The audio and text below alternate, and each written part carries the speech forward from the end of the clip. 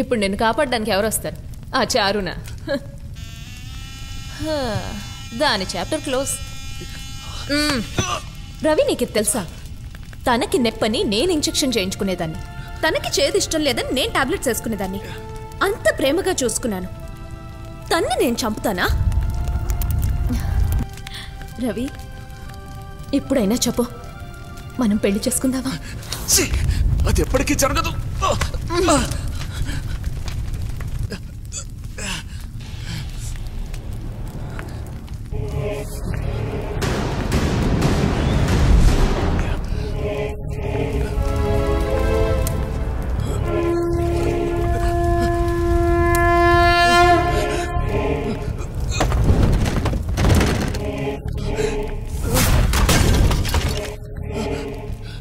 ఏయ్, అతుక్కుని పుట్టడం నా తప్ప,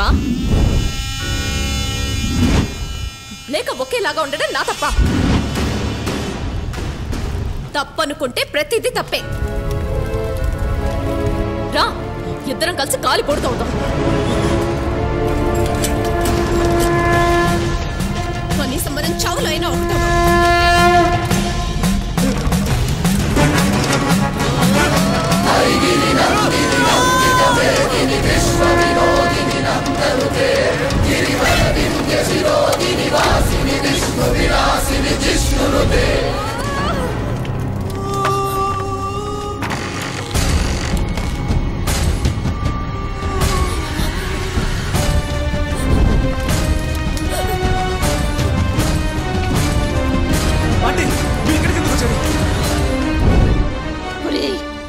నువ్వు వాళ్ళ జీవితాల్లో ప్రవేశించకుండా ఉండుంటే ఈ పాటికి నా ఇద్దరు కూతుళ్ళు నా కళ్ళ ముందు సంతోషంగా ఉండేవాళ్ళు. నిన్ను ప్రేమించిన పాపానికి ఒక కూతురు బలైపోయింది. నా రెండో కూతుర్ని బలి చేయమంటావా?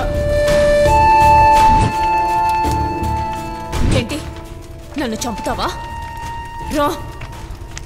ఎప్పుడైతే రవి నన్ను ద్వేషించాడో అప్పుడే నేను చచ్చిపోయాను. నువ్వు చనిపోయావని నేనెప్పుడూ సంతోషపడలేదు. తెలుసో తెలియకో నీ చావుకి నేను కారణమయ్యాను. అది తలుచుకుని నేనెంత బాధపడుతున్నానో నీకు తెలీదు. నువ్వు నన్ను చంపేస్తే ఇక మీదట నాకు అవస్థ ఉండదు కదా. రా, నన్ను చంపు. నీ నిశ్చితార్థం రోజు లత నాకు ఫోన్ చేసింది. సంతోషంగా జీవించండి అని మనసారా ఆశీర్వదించాను. ఆ రోజు నుంచి మొదలుపెట్టింది నన్ను మంచం పట్టేలా చేసి ఇద్దరిని ఇక్కడికి రప్పించింది. చివరి వరకు కలిసి ఉందామని చిన్నప్పుడు నాకు ప్రామిస్ చేసావు కదా. రా, కలిసే ఉందాం. రా చారు, రా. లత చివరి వరకు చారు వేషంలోనే నీతో జీవించకూడదనే నీకు నిజం చెప్పాను. తనని అర్థం చేసుకుని భారీగా స్వీకరిస్తావనుకున్నాను. చారు నుంచి లతని కాపాడడం నా వల్ల కాదు, కానీ నువ్వు కాపాడగలవు. మీ ఇద్దరు పెళ్లి చేసుకుని కాపురం చేయమని అడగడం లేదు, నా లతని కాపాడమని ప్రాధేయపడుతున్నాను. తనని కాపాడు, నన్ను అనాథన చెయ్యకు రవి.